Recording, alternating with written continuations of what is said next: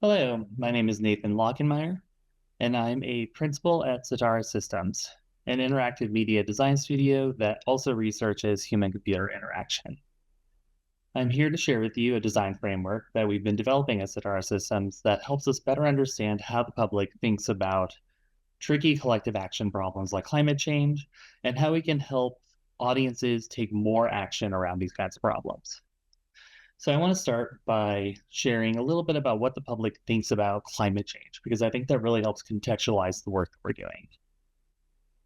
So if you ask most Americans what they think about public sentiment of climate change, they'll say that about a third of the country is concerned about climate change and thinks that we're not doing enough about it. No matter how you frame this question, do you think climate change is happening? Is it caused by human activities? Will it harm us collectively, personally, or will it harm future generations? We tend to think that Americans on the whole, only about a third of the country is concerned about the issue.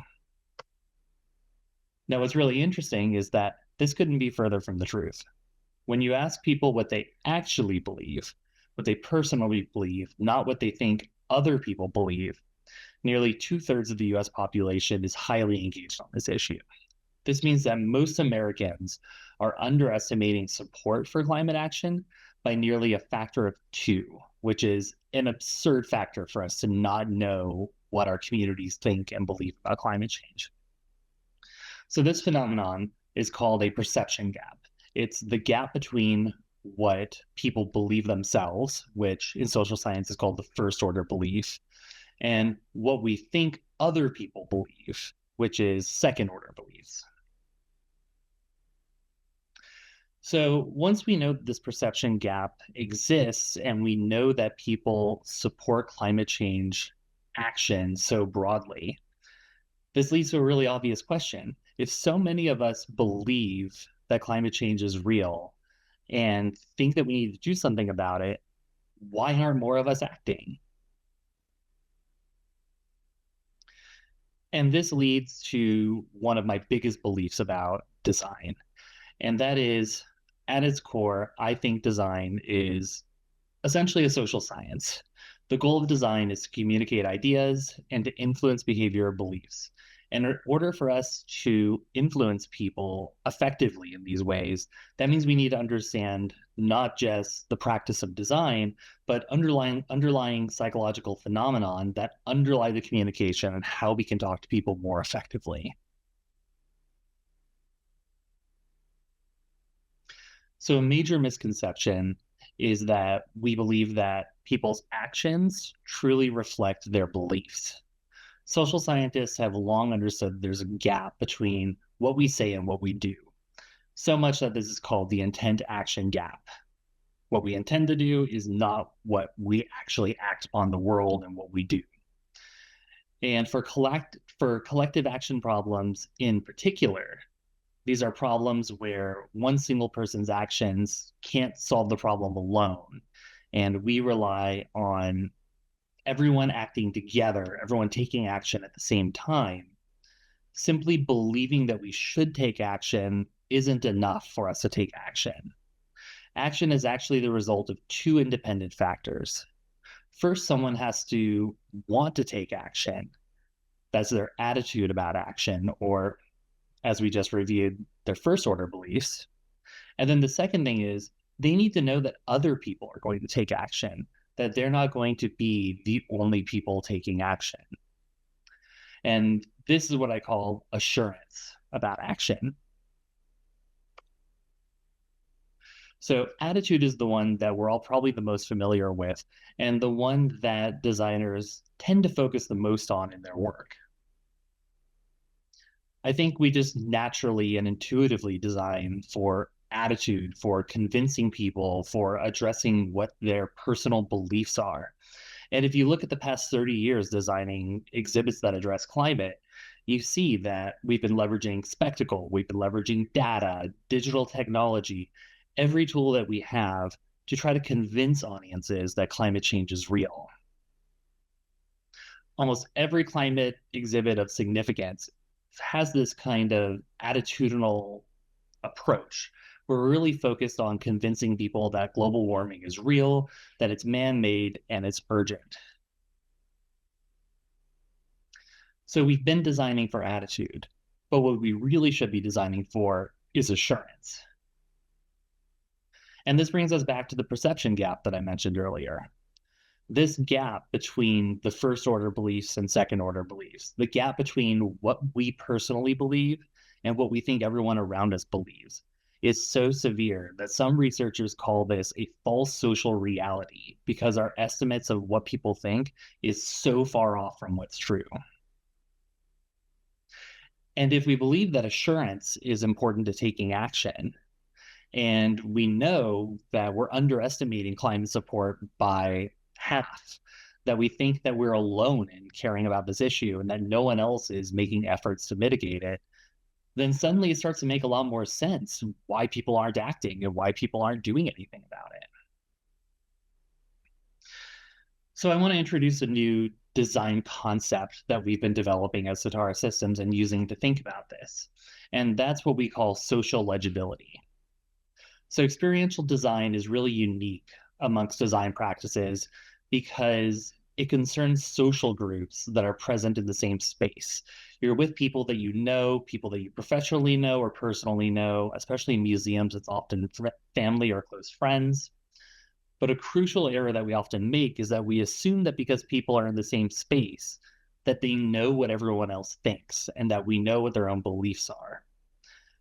But our beliefs are essentially private. They're our thoughts in our head, and not everyone knows them. And especially in larger groups like a museum, even if you're in a room where 80% of people agree with you, you might never know it unless the way that the space is designed, unless the experiential design is doing something that inherently makes that agreement visible.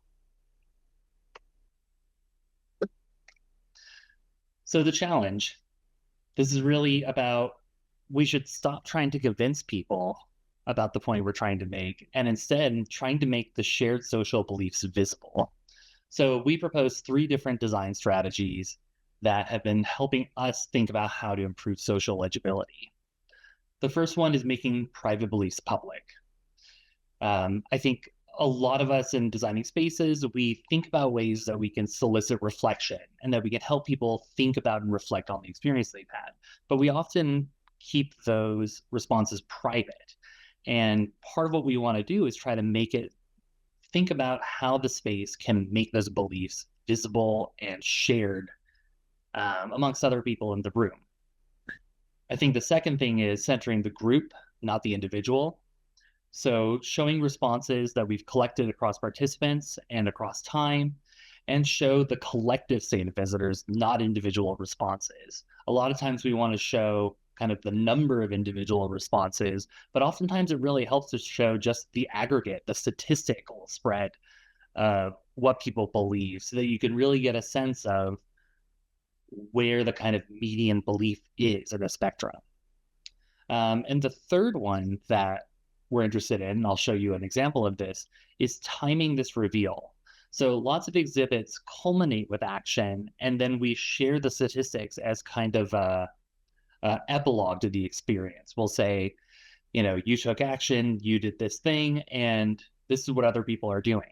But what's really interesting is that if we think that the assurance factor is really important to getting people to act, you want to show them what other people think before you take action, before you give them that option. So the timing of when we show them what other people think is really important as well. So that brings me to the research that we've been working on and how we've been applying this idea of social legibility. So in collaboration with the Yale Peabody Museum and the Yale Program for Climate Change Communication, we've been running a year-long experiment to test a variety of factors related to what I've been talking about. So one, we've been testing the first order beliefs of visitors at the museum. What do visitors to the Yale Peabody Museum really think about climate change? We also measured their second order beliefs. What do visitors believe their fellow citizens think about climate change? And then we measured social legibility and its impact on action. If we make these beliefs visible, are people more likely to act? So we set up a year-long A/B test with over 1,250 participants. And the way that we ran this test is that we started with a 4-question segmentation survey. We measured the perception gap between what people actually believed and what they thought people believed. And then we asked them to take action by scanning QR codes. And we experimented with when we reveal what other people think and if that impacts how often they actually end up scanning these QR codes. So the kiosk starts with a climate solutions experience that focuses on local climate action in New Haven, Connecticut. In this particular case, we focused on heat vulnerability and flood vulnerability because these are the largest climate risks in New Haven. And then it moves on to a 4-question survey that was designed by the Yale Program for Climate Change Communication. And this survey is designed to segment populations into one of 6 climate demographics, with alarmed being the most concerned about climate change and dismissive being the least concerned about climate change. After they take the survey, we reveal what the visitors category is, where they fall on the spectrum, and then we show them the aggregate distribution of what everyone in New Haven thinks about climate change. So this is where we're showing them aggregate statistics of what the community believes. And finally, we invited visitors to scan a QR code to join a local community group focused on climate action. A relatively low barrier of an ask, but getting them involved with the local group and giving them more information about what's going on in their community that is an opportunity for them to take an action. So what I really want to reiterate is our experience was exactly the same across even and odd days in terms of content and in terms of visual design. The exact same content showed in both instances, other than the order of when we revealed the audience segmentation. So we're really focusing on the timing of the intervention as the kind of experimental parameter. So our findings. So the first thing that we found was that when we asked visitors what we believed, we found that museum visitors were extremely concerned about climate change, overwhelmingly landing in the top 2 categories of climate concern.